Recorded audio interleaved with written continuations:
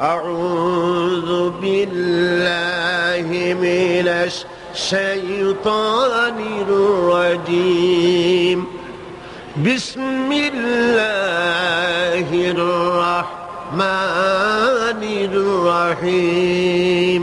সফলতা, সাফল্য এবং ব্যর্থতা দুনিয়ার চৌহদ্দির ভিতরে সীমাবদ্ধ, এটা মনে করলে মারাত্মক ভুল করা হবে। দুনিয়ার এই চৌহদ্দির ভিতরে সফলতার বিফলতার মানদণ্ড সীমাবদ্ধ নয়, বরং আমাদের আরেকটা জীবন আছে। যারা পরকালের জীবনকে বিশ্বাস করে না, তারা দুনিয়ার সফলতায় বিশ্বাসী।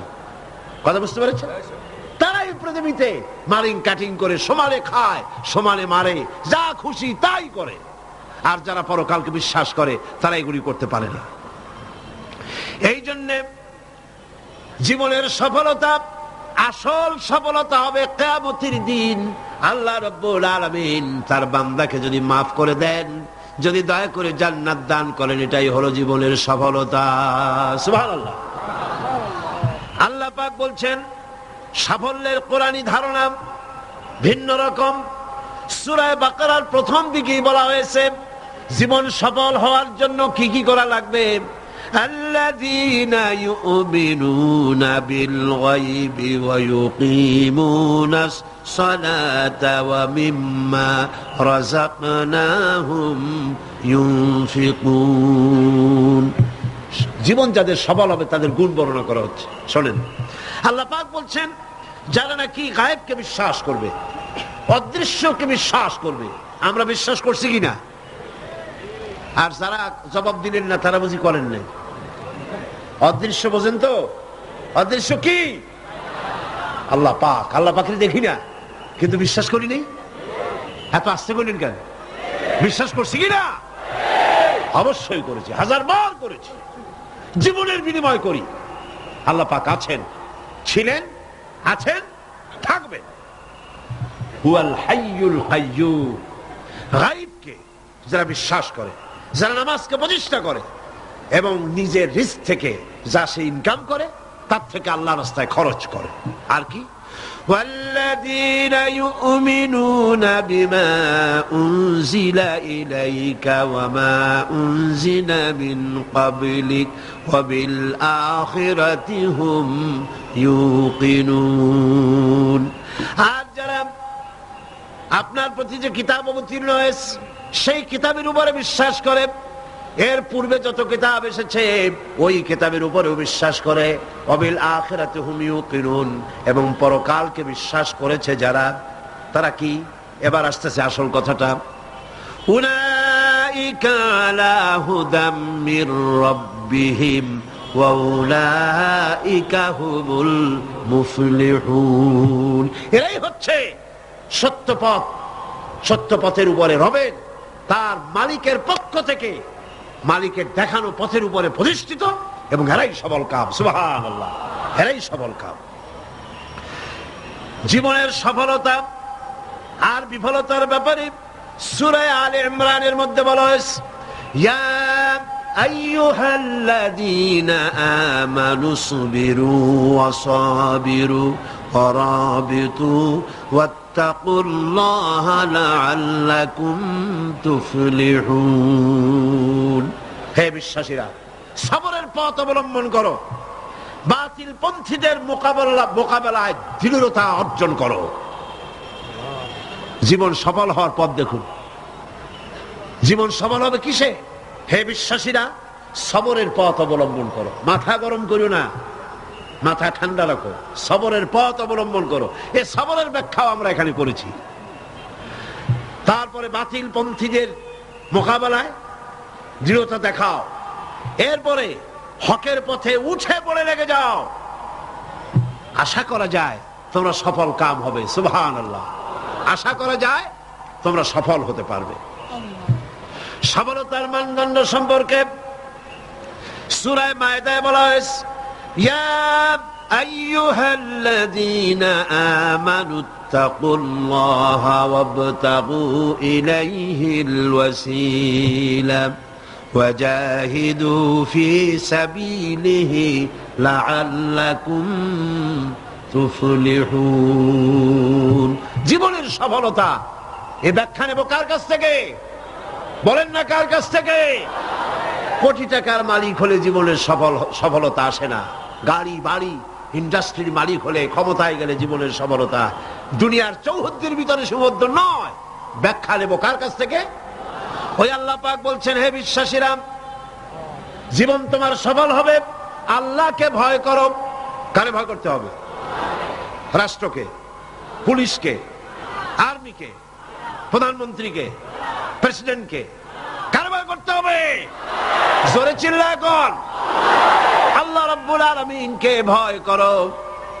আর আল্লাহর নৈকট্য, আল্লাহর দরবারে পৌঁছার জন্য নৈকট্য অবলম্বন করো। নৈকট্য লাভের অনুসন্ধান করো। আল্লাহর কাছে যাওয়ার জন্য নৈকট্য লাভের অনুসন্ধান করো। ওয়াবতাগু ইলাইহিল ওয়াসিলা, এর তাফসীর করা হচ্ছে আমলে সালেহ, নেক কাজ করো। সেই নেক কাজগুলি তোমার জন্য জান্নাতে যাওয়ার ওসিলা হয়ে যাবে। সুবহানাল্লাহ। ওসিলা তালাশ করো। আর হলো আল্লাহর পথে সাধনা করো, চেষ্টা করো, মুজাহিদা করো, জিহাদ করো, সংগ্রাম করো। তাহলে তোমাদের জীবন সফল হয়ে যাবে। আবার সফলতার মানদণ্ড সম্পর্কে সূরা মায়েদার অন্য আয়াতে আল্লাহ পাক বলেন, ইয়া আইয়ুহাল্লাযীনা আমানু ইন্নামাল খামরু ওয়াল মাইসিরু ওয়াল আনসাবু ওয়াল আজলামু রিজসুম মিন আমালিশ শাইতানি ফাজতানিবুহু লাআল্লাকুম তুফলিহুন। হে বিশ্বাসীরা, মদ, জুয়া, মূর্তি পূজার বেদী, ভাগ্য নির্ণায়ক স্বরসমূহ শয়তান কর্তৃক উদ্ভাবিত নোংরা কাজ। এই সব শয়তানি ঘৃণ্য কার্যকলাপ থেকে বিরত থাকো। শয়তান চায় মদ এবং জুয়ার মাধ্যমে তোমাদেরকে আল্লাহর জিকির স্মরণ থেকে গাফিল করে দিতে, তোমাদের পারস্পরিক, তোমাদের মধ্যে শত্রুতা বৃদ্ধি করে দিতে চায়। ফাহাল আনতুম মুনতাহুন, এগুলি শোনার পরেও কি তোমরা এই মদ আর জুয়া থেকে ফিরে থাকবে না? কে বলতেছেন? কে বলতেছেন? এর থেকে ফিরে থাকো। লাআল্লাকুম তুফলিহুন, আশা করা যায় তোমরা সফল কাম হবে।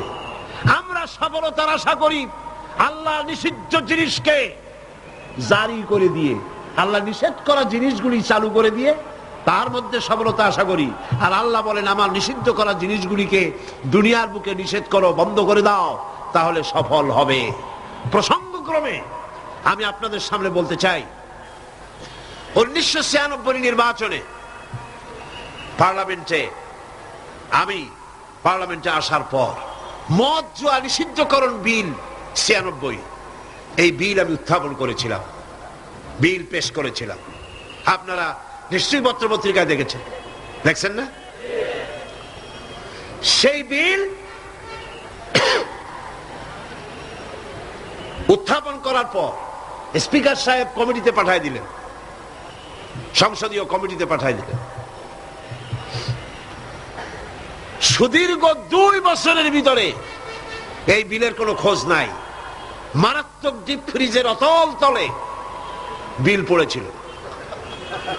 সেখান থেকে 15/10/98 তারিখে 2 বছর পর প্রথম আমার বিলের ব্যাপারে একটি মিটিং ডাকা হলো সংসদের কমিটি কক্ষে।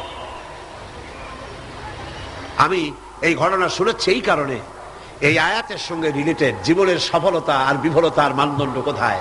আমরা মনে করি আল্লাহ নিষিদ্ধ করা জিনিসগুলি চালু করলেই জীবনে সফলতা আসবে, আর আল্লাহ কয় আমার নিষিদ্ধ করা জিনিসগুলি রাষ্ট্রীয়ভাবে নিষিদ্ধ করলেই জীবন সফল হবে। মিটিং বসলো, সেই মিটিং অন্তত 50-60 জন লোক আসছেন। কারা এসেছেন? বিভিন্ন মন্ত্রণালয়ের সিনিয়র অফিসার, সচিব, উপসচিব পর্যায়ের লোকেরা এসেছেন। এমপি আসছেন কয়েকজন, সরকারি দলের, বিরোধী দলের। আমাকে তো ডেকেছে। আমার মনে হলো, আশান্বিত হলাম, 2 বছর পরে হলেও বিল তো মরে নাই, জিন্দা আছে। এবং আমার মনে হলো যে এতগুলি মুসলমান এখানে মনে হয় আমার এই বিলের পক্ষেই তারা কথা বলবেন, এটা আমি আশা করলাম। আমাকে যিনি সভাপতিত্ব করছিলেন তিনি আমাকে বললেন, আপনি আগে কথা বলবেন না, সকলের বলা শেষ হবে তারপর আপনি বলবেন। সবটা শুনিয়া বললাম ঠিক আছে। শুরু হলো এই বিলের ব্যাপারে বলা, আলোচনা শুরু হলো। বিলের ব্যাপারে ফাইল তৈরি হয়েছে, এত এত বড়, আমার কাছে ফাইল আছে। বিভিন্ন মন্ত্রণালয় মদ নিষিদ্ধ করলে, জুয়া নিষেধ করলে এই দেশের কি হবে এই ব্যাপারে তারা তাদের মন্তব্য দিয়েছে।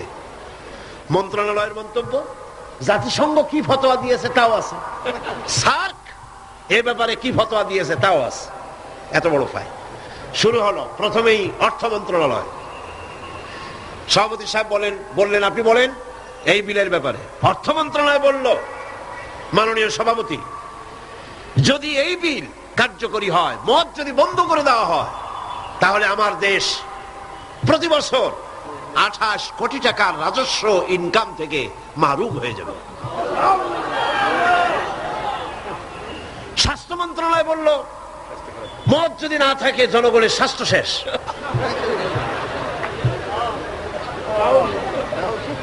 ব্যাখ্যা দিচ্ছি, তাদের বক্তব্যের ব্যাখ্যাও আছে।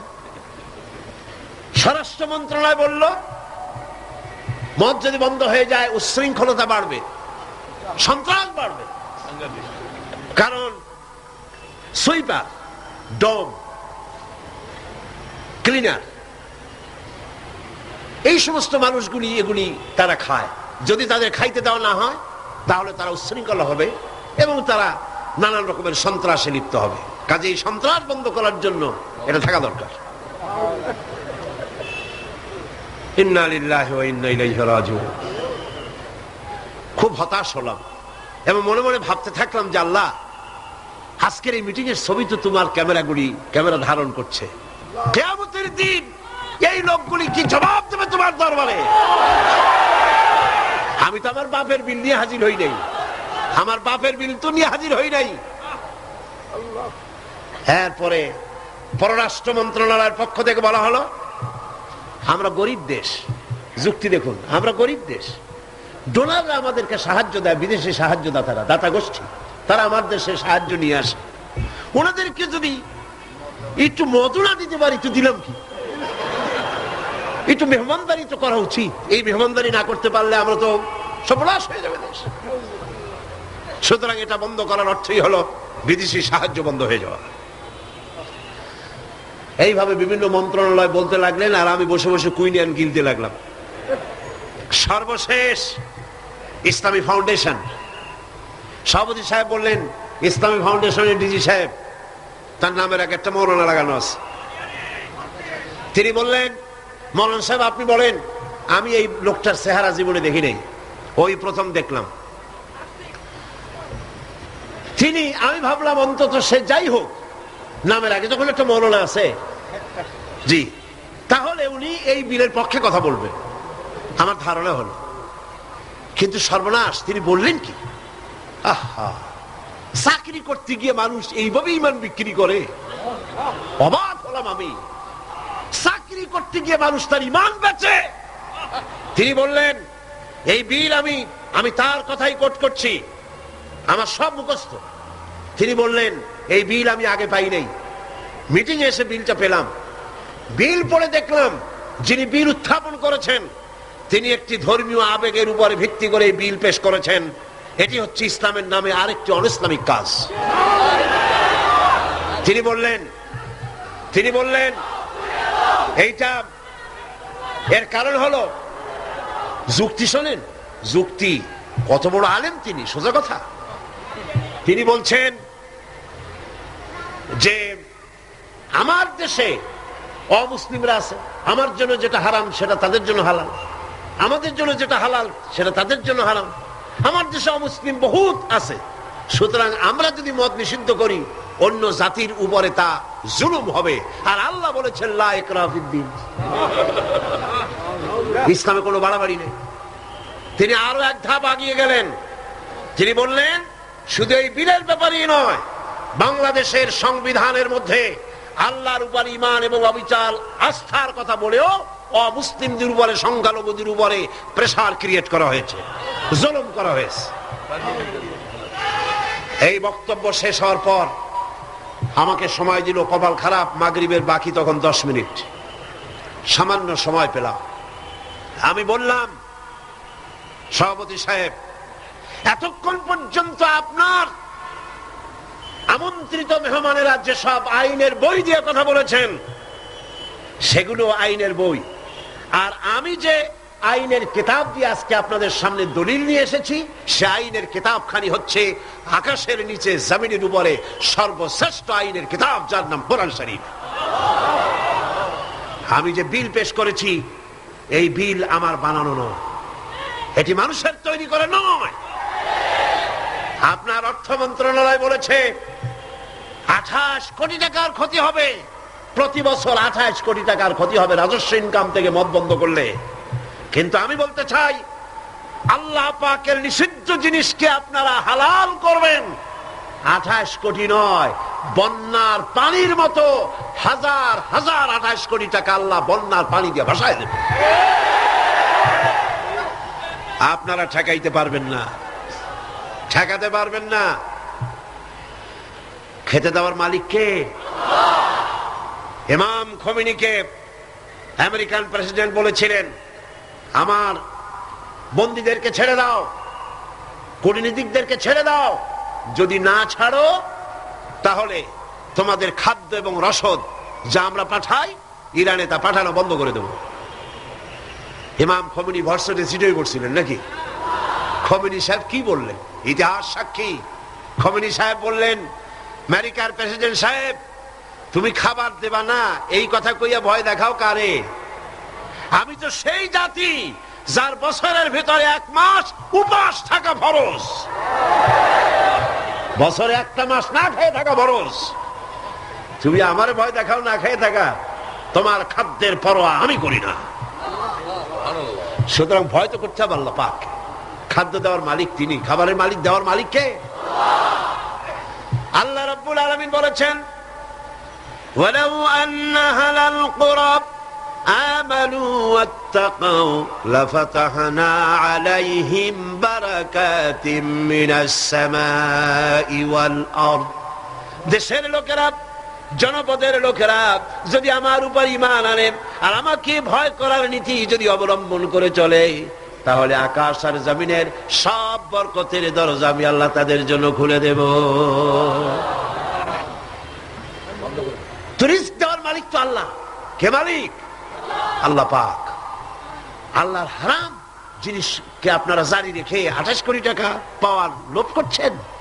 কত 28 কোটি চলে যাবে ঠিক পাবেন না। পেঁয়াজের ঝাঁজ কত টের পান না এখন?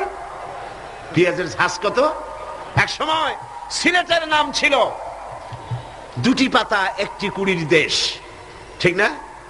2টি পাতা 1টি কুড়ির দেশ সিলেট। আর এখন 2টি কাঁচামরিচ 1টি পেঁয়াজের দেশ বাংলাদেশ। মানুষ যখন নিজের দাম বোঝে না তখন আল্লাহ জিনিসের দাম বাড়ায় দেয়। দাম কার? পেঁয়াজের নাম আর কার দাম? মানুষের দাম। মানুষ তার দাম বোঝে নাই, আল্লাহ কাঁচামরিচের দাম বাড়াই দেয়। যা, পেঁয়াজের দাম, কাঁচামরিচের দাম, হাবিজাবির দাম বাড়িয়ে গেল, মানুষেরা না খেয়ে মরতেছে। সুতরাং আপনারা ঠেকাবেন কি করে? স্বরাষ্ট্র মন্ত্রণালয় বলছে উচ্ছৃঙ্খলতা বাড়বে। আশ্চর্য কথা। আল্লাহ বলছেন উচ্ছৃঙ্খলতা কমবে, আর আপনি বলতেছেন বেড়ে যাবে। কি আশ্চর্য কথা। স্বাস্থ্য মন্ত্রণালয় বলছে যে স্বাস্থ্য খারাপ, স্বাস্থ্য ভালো হবে মদ খাইলে, না খাইলে স্বাস্থ্য খারাপ হবে। রাসূলুল্লাহ বলেছেন মদ কোন ওষুধ নয়, মদ নিজেই ব্যাধি, এটা নিজেই রোগ। সুতরাং কথা হচ্ছে মেহমানদারি মদ দিয়া করা যাবে না। রাসূল কারীম সাল্লাল্লাহু আলাইহি ওয়াসাল্লামের কাছে মদ নিষিদ্ধকরণ আয়াত যখন নাযিল হলো, এই আয়াত যেটা আমি পড়লাম, একজন সাহাবী এসে বললেন, হুজুর আমার কাছে কিছু মদ আছে, আমি এখন করবো কি? দেখেন, আমি সেইখানে সেই মিটিং এ বললাম, সেই সাহাবী জিজ্ঞেস করলেন, হুজুর আমি করবো কি? কোন ইহুদির হাদিয়া দিয়ে দেই? আল্লাহ নবী বললেন, মদ নিষিদ্ধকরণ আয়াত যখন নাযিল হয়ে গেছে, এখন এই মদ যদি কারো কাছে অবশিষ্ট থাকে, না তা খাওয়া যাবে, না তা হাদিয়া দেওয়া যাবে, না তা বিক্রি করা যাবে। রাস্তায় ফেলে দাও, ফেলে দেওয়া ছাড়া এর কোনো পথ নাই। আল্লাহ নিষিদ্ধ করা জিনিস হারাম, এই জিনিস দিয়ে মেহমানদারি করা জায়েজ নাই। এমন কি রাসূলুল্লাহ কথাও বলেছেন, আপনারা শুনে রাখুন, কোন অনুষ্ঠানে আপনি গেছেন, আপনি জানতেন না যে সেখানে মদ সার্ভ করা হবে, কিন্তু আপনি গিয়ে দেখলেন যে ওখানে মদ দেওয়া হচ্ছে। রাসূলুল্লাহ বলেছেন, আল্লাহ এবং পরকালের বিশ্বাস যদি কলিজার মধ্যে থাকে, ওই অনুষ্ঠান পরিত্যাগ করো, বেরিয়ে যাও। এই মদের অনুষ্ঠানে তুমি বসতেও পারো না। সর্বশেষ বললাম, আজকে ফাউন্ডেশনের ডিজি তিনি বলছেন, আশ্চর্য কথা, আমার দেশে মুসলিম আছে তাই কোরআনের আইন আমি চালু করব না, এটা তাদের উপরে জুলুম হবে। রাসূলুল্লাহর উপরে যখন এই আইন নাজিল হয়, তখন মক্কা মদিনায় ইহুদি খ্রিস্টান ছিল না, তো তাদেরকে উপলক্ষ করে রাসূলুল্লাহ কি আইন বন্ধ করে রাখছিলেন? না, বরং বললেন, সাহাবীরা তখন তো মাইক ছিল না, রেডিও নাই, মাইক নাই, ফ্যাক্স নাই, পত্রপত্রিকা নাই, টেলেক্স নাই, টেলিভিশন নাই। হুজুর বললেন, যাও রাস্তায় রাস্তায় এই আয়াত চিল্লায় পড়ো। সাহাবায়ে কেরাম রাস্তায় নেমে গেলেন। এই আয়াত, ইন্নামাল খামরু ওয়াল মাইসিরু ওয়াল আনসাবু ওয়াল আজলামু রিজসুম মিন আমালিশ শাইতানি ফাজতানিবু। যাও পড়ো। সবাই চিল্লায় পড়তে লাগলেন। ইতিহাস সাক্ষী, তারা যখন তেলাওয়াত করতেছিলেন রাস্তায় রাস্তায়, যেই সব মুসলমান মদ পান করতেছিলেন, তখন যার হাতে মদের গ্লাস ছিল, কোরআনের আয়াত শুনে মদের গ্লাস নিক্ষেপ করলেন। যিনি গলায় নিয়েছিলেন, মুখে নিয়েছিলেন, কুড়ি করে ফেলে দিলেন। যিনি গিলেছিলেন, গলার মধ্যে আঙ্গুল দিয়ে বমি করে ফেলে দিলেন। যার ড্রামের ভিতরে, হাড়ির ভিতরে মদ ছিল, লাথি মেরে পাতিল ভেঙে দিল, আর মদ রাস্তাগুলি প্রবাহিত হয়ে গেল। শাসনতন্ত্র, আমার দেশের সংবিধানের ভিতরে আল্লাহর উপরে ঈমান এবং অবিচল আস্থার কথা বলা হয়েছে, সেইটাও নাকি অমুসলিমদের উপরে জুলুম করা হয়েছে। আমি জিজ্ঞেস করতে চাই, আমার দেশের হিন্দুরা আল্লাহকে অস্বীকার করে? আস্তে কনকান করে? আল্লাহ না বলুক, ভগবান তো বলে, ব্রহ্মা তো বলে, উপরওয়ালা তো বলে, ঈশ্বর তো বলে, বিধাতা তো বলে। খ্রিস্টানরা আল্লাহকে অস্বীকার করে? চিল্লায় বলেন করে? বৌদ্ধরা করে? এই দেশের কিছু নাস্তিক মুরতাদ ছাড়া আল্লাহকে কেউ অস্বীকার করে না। সুতরাং আমার দেশে আল্লাহর উপর ঈমান এবং অবিচল আস্থার কথা সংবিধানে যা লেখা হয়েছে, এটাকে পরিবর্তন করতে চাইলে বাংলাদেশে আগুন জ্বলবে, কেউ ঠেকাইতে পারবে না।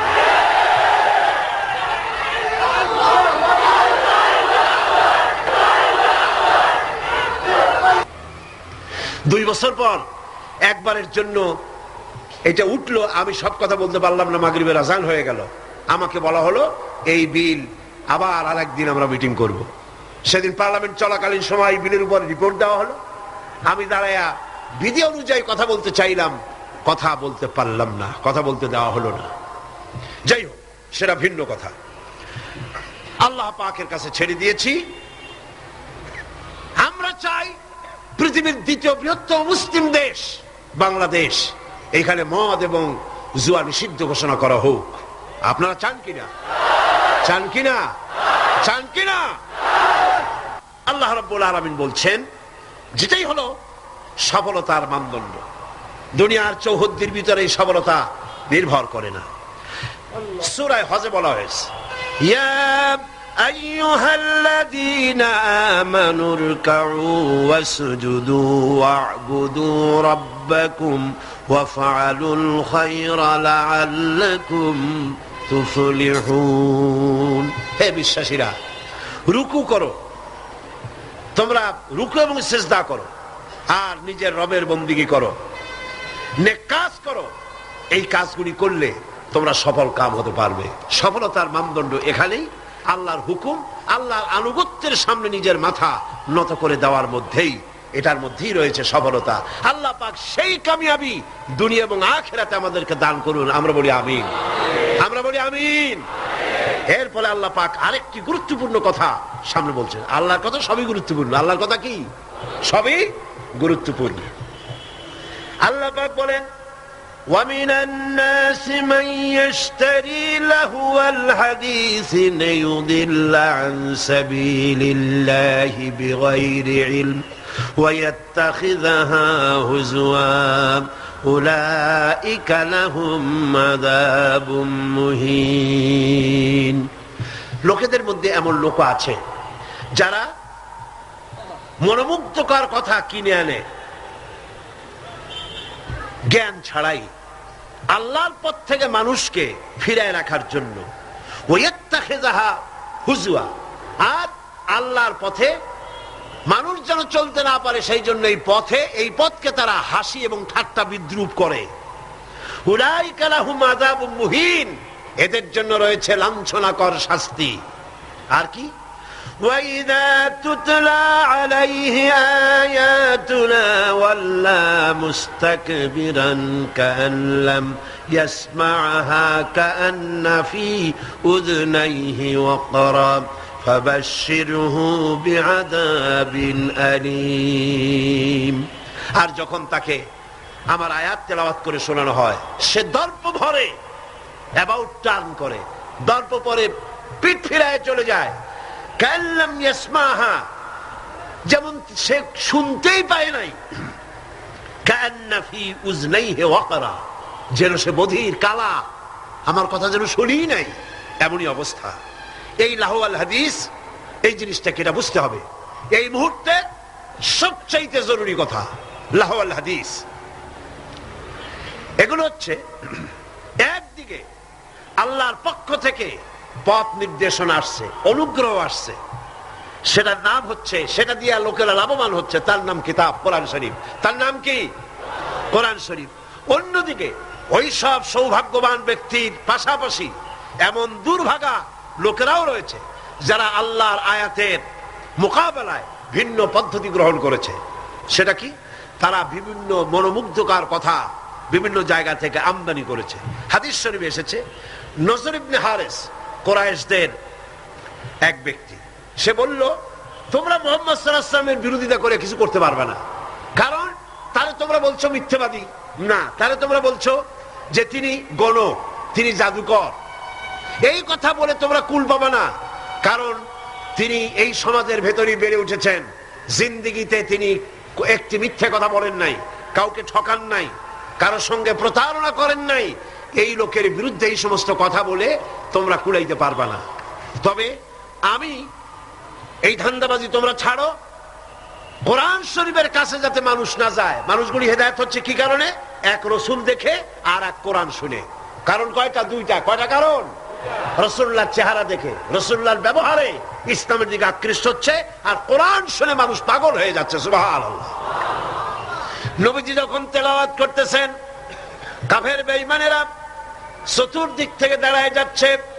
রাসূলুল্লাহর তেলাওয়াত শুনে শুনে নিজেদের অজান্তে চোখের থেকে পানি পড়তেছে, আর মুখ দিয়া বেসাখতা বেরিয়ে যাচ্ছে। লা ইলাহা ইল্লাল্লাহু মুহাম্মাদুর রাসূলুল্লাহ। জোরে পড়ে লা ইলাহা লা ইলাহা লা ইলাহা ইল্লাল্লাহু মুহাম্মাদুর রাসূলুল্লাহ। নজর বিন হারিস বলল, মুহাম্মদ সাল্লাল্লাহু আলাইহি ওয়াসাল্লামের বিরুদ্ধে কথা বলে ইসলাম থেকে সরাইতে পারবা না। আমি বুদ্ধি এঁটেছি, আমি এক কায়দা করব, দেখবা লোকেরা এখানে আর আসবে না। সেটার জন্য সে চলে গেল বাগদাদ। মক্কা থেকে বাগদাদ ইরাক চলে গেল। ইরাক থেকে পুরানা রাজা বাদশাদের কিসসা কাহিনী কিনে আনলো। সেই কিসসা কাহিনী কিনে এনে সেইগুলি কিসসার এক বিরাট আসর বসাইলো। আর সেই আসরকে আরো আকর্ষণীয় করার জন্য নর্তকী, সুন্দরী, গায়িকা, নায়িকা এদেরকে আনা হলো। এই দিয়ে মানুষকে কোরআন থেকে ফিরায় রাখার জন্য চেষ্টা করলো, আর ইসলামের রাস্তাকে, কোরআনকে ঠাট্টা বিদ্রুপ তারা করতে লাগলো। বন্ধুগণ, আল্লাহ রাসূল আখিরাত এবং নৈতিক চরিত্রে শোনার ইচ্ছাই যেন লোকেরা হারিয়ে ফেলে, সেই জন্য এই চেষ্টা তারা করলো। যেমন আজকাল ইসলাম থেকে দূরে সরাবার জন্য চেষ্টাটা চলছে। এই চেষ্টা চলতেছিল রাসূল করিম সাল্লাল্লাহু আলাইহি ওয়াসাল্লামের সময়। কোরআন যাতে শুনতে না পারে সেজন্য নায়িকা এনেছে, গায়িকা এনেছে, সেজন্য তারা গল্পের আসর বসিয়েছে, সাংস্কৃতিক আন্দোলন করেছে।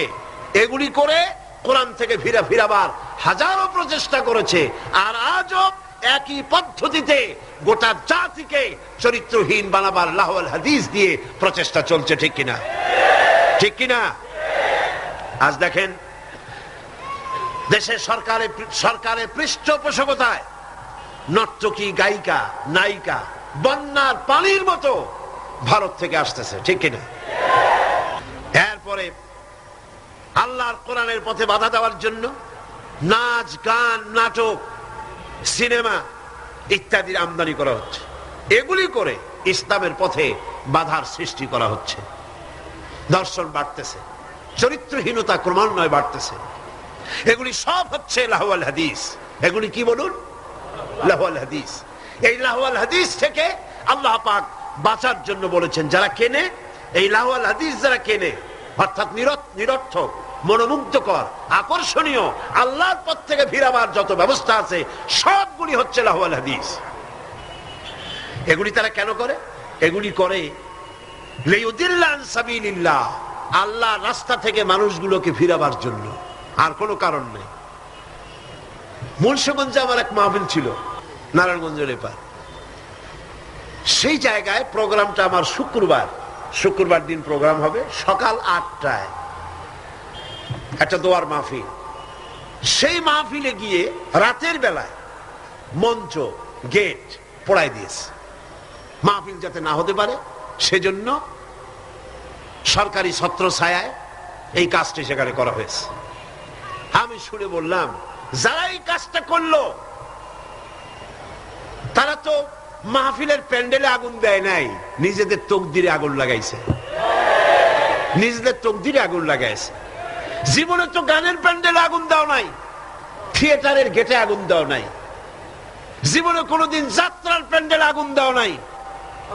সেই প্যান্ডেলটা আগুন দিলা যেখানে বসে কোরআনের কথা বলা হয়, যেখানে হাদিসের কথা বলা হয়। আগুন কপালে দিয়েছো, তকদিরে পোড়াইছো। যে হাত দিয়ে কোরআনের মাহফিলের মঞ্চর প্যান্ডেল পোড়ানো হয়েছে, এই হাত তো সাথে থাকার কথা নয়। এরপরে আল্লাহ পাক বলছেন, এদের অবস্থাটা কি? এরা ওয়াইত্তাখিযাহা হুজওয়া, আল্লাহর পথে আহ্বানকারীদেরকে তারা ঠাট্টা বিদ্রুপ করে। লিয়ুদিল্লা আন সাবিলিল্লাহ, একদিকে তো আল্লাহর রাস্তায় বাধা সৃষ্টি করে যাতে করে আল্লাহর পথে আসতে না পারে, তার জন্য হাজারো প্রচেষ্টা করে। 2 নম্বরে ঠাট্টা বিদ্রুপ করে ইসলামওয়ালা, টুপিওয়ালা, নামাজওয়ালা, দাড়িওয়ালা, নানান কথা বলিয়া ইসলাম যারা করে তাদেরকে ঠাট্টা এবং বিদ্রুপ করে। আল্লাহ বলেন, এই যে লাঞ্ছনা করতেছ নবীকে, কোরআনকে, ইসলামকে, ইসলামের দায়ীদেরকে, আর আমি তোমাদের জন্য তোমরা যে ইসলামকে লাঞ্ছনা করছো, মুসলমানদেরকে লাঞ্ছিত করছো, এই জন্য আমি আল্লাহ তোমাদের জন্য রেখেছি উলাইকা লাহুম আযাবুম মুহিন। ইসলামকে যারা লাঞ্ছিত করছো, মুসলমানদেরকে যারা লাঞ্ছনা দিচ্ছ, তোমাদের জন্যই লাঞ্ছনাদায়ক শাস্তি আমি আল্লাহ রেখে দিয়েছি কিয়ামতের দিন। এদের অবস্থাটা কি? আল্লাহ বলেন, এদের অবস্থা হচ্ছে وَإِذَا تُتْلَى عَلَيْهِ آيَاتُنَا وَلَّى مُسْتَكْبِرًا كَأَنْ لَّمْ يَسْمَعْهَا كَأَنَّ فِي أُذُنَيْهِ وَقْرًا। এদেরকে যখন আল্লাহর আয়াত তেলাওয়াত করে শোনানো হয়, দর্প পরে পিঠ ফিরায় চলে যায়, আমল দিতে চায় না। আল্লাহ বলেন, এমন ভাবে অহংকারে ফিরে যায়, كَأَنَّ فِي أُذُنَيْهِ وَقْرًا, মনে হয় যেন কানা, বধির, শুনি নাই। ফাবাশশিরহু বিআযাবিন আলীম, এদেরকে কঠিন শাস্তির সুসংবাদ দাও। কঠিন শাস্তির কি দাও? কঠিন শাস্তির কি সুসংবাদ হয়? কি হয়? দুঃসংবাদ। আল্লাহ বলছেন কি? সুসংবাদ। এটা একটা দৃষ্টান্ত দিলে আপনারা বুঝবেন। আমি মাঝে মধ্যে এটা দৃষ্টান্ত দিয়ে এভাবে বুঝাই। ছেলে যদি মায় কন্ট্রোল করতে না পারে, খুব দুষ্ট ছেলে, মায় কন্ট্রোল করতে পারে না, মা তখন বলে, আমার কথা তো শুনলি না, দাঁড়া, অপেক্ষা কর, তোর বাবা আসবে, আমি তার কাছে বলবো, এমন পিঠটি লাগাবে তখন মজা টের পাবি। পিটাইলে কি মজা লাগে নাকি? তাহলে এটা বলছে কেন? শাস্তির তীব্রতা বুঝাবার জন্য। সেই জন্য আল্লাহ পাক বলছেন ফাবাশশিরহু, এদেরকে সুসংবাদ শোনাও, পীড়াদায়ক যন্ত্রণাদায়ক শাস্তি এদের জন্য রয়েছে যারা ইসলামের পথে বাধা দেয় আর ইসলামকে দিয়ে যারা ঠাট্টা বিদ্রুপ করে। মরিয়া দেখো, তারপরে টের পাবা। এখন তো কিছু আল্লাহ কবে না, আল্লাহ খুব আল্লাহর ধৈর্য আমাদের চাইতে কম না বেশি? সুবহানাল্লাহ, সুবহানাল্লাহ, সুবহানাল্লাহ। চিন্তা করা যায়, আল্লাহ যদি আমাদের মতো এরকমের বদমেজাজি হইতেন, মেজাজ খারাপ হইতো, কবে ভাঙ্গে চুরে সব শেষ করে ভালাইতেন। আল্লাহর কত ধৈর্য, সুবহানাল্লাহ, কত ধৈর্য। আল্লাহ অপেক্ষা করতেছেন, সময় দিচ্ছেন। ওয়ায়ামুদ্দুহুম ফি তুগয়ানিহিম ইয়ামাহুন। আল্লাহ পাক সার্কাসদেরকে, সীমা লঙ্ঘনকারীদেরকে ঢিল দিচ্ছেন, কর যদ্দুর পারিস কর। তারপরে যখন প্রান্ত সীমায় চলে যায়, এরপর আল্লাহ পাক ধরেন, আর যখন ধরেন তখন ছাড়াই নিতে পারে এমন ক্ষমতা পৃথিবীর কারো। আল্লাহ পাক বলছেন ইন্নাল্লাযীনা আমানু ওয়া আমিলুস সালিহাতি লাহুম জান্নাতুন নাঈম খালিদিনা ফিহা ওয়াদাল্লাহি হাক্কান ওয়া হুয়াল আজিজুল হাকীম। নিশ্চয়ই যারা ঈমান এনেছে, আমলে সালেহ করেছে, তাদের জন্য রয়েছে নিয়ামতে পরিপূর্ণ জান্নাত। সুবহানাল্লাহ। গালাগালি সহ্য করো, তোমরা গালাগালি সহ্য করো, মার সহ্য করো, অত্যাচার সহ্য করো, জুলম সহ্য করো, আর নিজেদের কদমকে মজবুত করো, দ্বীনকে প্রতিষ্ঠার পথে এগিয়ে যাও। আল্লাহ পাক বলছেন আমি তোমাদের জন্য নিয়ামতে পরিপূর্ণ জান্নাত রেখেছি, ওদের জন্য দুনিয়া, তোমাদের জন্য জান্নাত। সুবহানাল্লাহ। হুনাইনের যুদ্ধ থেকে, হুনাইনের জিহাদ থেকে রাসূলুল্লাহ যখন ফিরতেছিলেন, ফেরার পথে গনিমতের মালগুলি ভাগ করতেছিলেন, গনিমতের মাল ভাগ করছিলেন, তখন মক্কা শরীফ থেকে যে সমস্ত মুসলমানরা এসেছিলেন তাদেরকে রাসূলুল্লাহ বেশি দিলেন, ছাগল বেশি দিলেন, গনিমতের মাল ছাগল বেশি দিলেন, উট বেশি দিলেন, আর আনসারদেরকে কম দিলেন। হযরত সাদ রাদিয়াল্লাহু তাআলা আনহু, যিনি আনসারদের নেতা ছিলেন, তিনি রাসূলুল্লাহকে বললেন, হুজুর বন্টন যা করলেন এতে কিন্তু আনসারেরা একটু নারাজ হয়ে গিয়েছে, তারাই বেশি স্যাক্রিফাইস করলো, অথচ গনিমতের মাল তারা কম পেয়ে গেল। হুজুর বললেন তোমার মত কি? কয় আমিও ওই রকমই, অর্থাৎ ওইটাই সমর্থন করি, আমাদেরকে একটু বেশি দেওয়া উচিত ছিল। রাসূলুল্লাহ কি বললেন? সুবহানাল্লাহ। রাসূলুল্লাহ বললেন একটু পরেই তুমি দৃশ্যটা দেখবা, ও সাদ, ও আনসারেরা, একটু পরেই দৃশ্যটা দেখবা। মক্কায় যারা ফিরে যাবে তারা নিয়ে যাবে উট, ভেড়া, ছাগল, আর মদিনায় যারা ফিরে যাবে তারা নিয়ে যাবে আল্লাহ রাসূলকে সাথে নিয়ে যাবে, আল্লাহ রাসূলকে সাথে নিয়ে যাবে। কোনটা বেশি? সুবহানাল্লাহ। দুনিয়ায় ঠাট্টা করে, বিদ্রুপ যারা করে, গালাগালি করে, সহ্য করো এবং তাহাম্মুলের সাথে পরিস্থিতির মোকাবেলা করো। আল্লাহ পাক বলছেন অপেক্ষা করো, ওদের জন্য দুনিয়ায় সব শেষ, যত সেলুট এইখানে শেষ, এরপরে সেলুট শুরু হবে কবরের মধ্যে নিয়ে, আসল সেলুট, ঠিক পাইছেন? আসল সেলুট শুরু হয়ে যাবে কবরের মধ্যে নিয়ে। আগ পর্যন্ত যদ্দূর পারো করো। আর মুসলমানদের দুঃখ দুর্দশা ঈমানদারদের জন্য মওতের আগ পর্যন্ত শেষ। এরপরে আল্লাহ পাক বলেছেন চিরস্থায়ী জান্নাত দেব, খালিদিনা ফিহা আবাদা, চিরকাল জান্নাতের মধ্যে থাকবা। সুবহানাল্লাহ। তবে এখানে আপনি সবর করে থাকবেন, আমার কথার ভুল অর্থ করবেন না যে আমরা শুধু মার খেতে থাকবো আর সবর করব, আর মাপবাড়ি, রাজনীতি, সমাজনীতি, ক্ষমতা, সব দেশের ফাসেক, ফুজ্জার, সারাবি, জানি, কাবাবি, ওরা থাকবে মাথার উপরে আর আমরা খালি সবর করে যাব না। কথা কিন্তু সেটা না। কথা হচ্ছে ধৈর্যের সাথে পথ অতিক্রম করেন, মঞ্জিলের পানে এগিয়ে যান। মঞ্জিল কি? কোরআনের আইন চালু হওয়া। মঞ্জিল কি? আল্লামা ইকবাল বলেছেন মঞ্জিলের দিকে এগিয়ে যাও, মঞ্জিলের পথে গন্তব্যে এগিয়ে চলো, সেই পর্যন্ত চলতে থাকো যতক্ষণ পর্যন্ত তোমার নাকের থেকে শ্বাস আসা যাওয়া করে।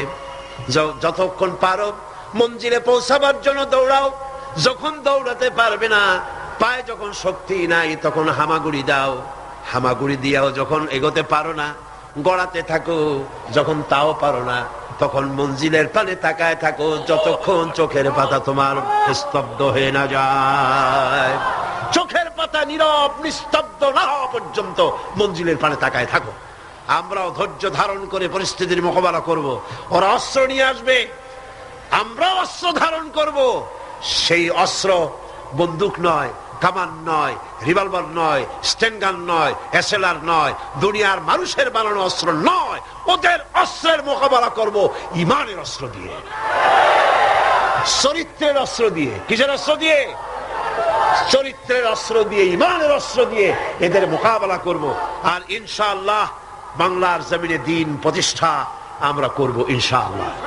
আল্লাহ পাক বলছেন, এইভাবে যারা ঈমান আনবে, আমলে সালেহ করবে, ওদের জন্য জান্নাতুন নাঈম, নিয়ামতে পরিপূর্ণ জান্নাত দেব, খালিদিনা ফিহা, ওর মধ্যে তারা চিরকাল থাকবে। ওয়াদাল্লাহি হাক্কান, আল্লাহর প্রতিশ্রুতি অকাট্য। আল্লাহ ওয়াদা খেলাপ করেন না? করলেন কেন? আসতে বললেন কেন? আল্লাহ ওয়াদা খেলাপ করে কখনো না, অকাট্য প্রতিশ্রুতি। শেষে গিয়ে বলছেন ওয়াহুয়াল আজিজুল হাকিম, তিনি প্রজ্ঞাময় এবং পরাক্রমশীল। তিনি যে ওয়াদা করেন, সেই ওয়াদা পালনের পথে বাধা সৃষ্টি করতে পারে এমন ক্ষমতা আকাশেও নাই, জমিনেও। আল্লাহ রাব্বুল আলামিন আমাদেরকে সেই আল্লাহর পথে ঈমান এনে চলার তৌফিক দান করুন বলি আমিন। মুনাজাতের জন্য দাঁড়ানো ভাইরা বসুন, যত লোক দাঁড়ানো আছে সবাই বসুন। لنكونن من الخاسرين ربنا لا تزغ قلوبنا بعد إذ هديتنا وهب لنا من لدنك رحمة إنك أنت الوهاب। আয় আল্লাহ তাআলা, হাজার হাজার মুসলমান নরনারী দীর্ঘক্ষণ ধরে তোমার কোরআনের কথা শুনেছি। আল্লাহ মেহেরবানি করে আমাদের আলোচনা দরুদ ও সালামের সওয়াব রাসূল করিম সাল্লাল্লাহু আলাইহি ওয়াসাল্লামের রূহ মুবারকে পৌঁছায় দাও। হে আল্লাহ তাআলা,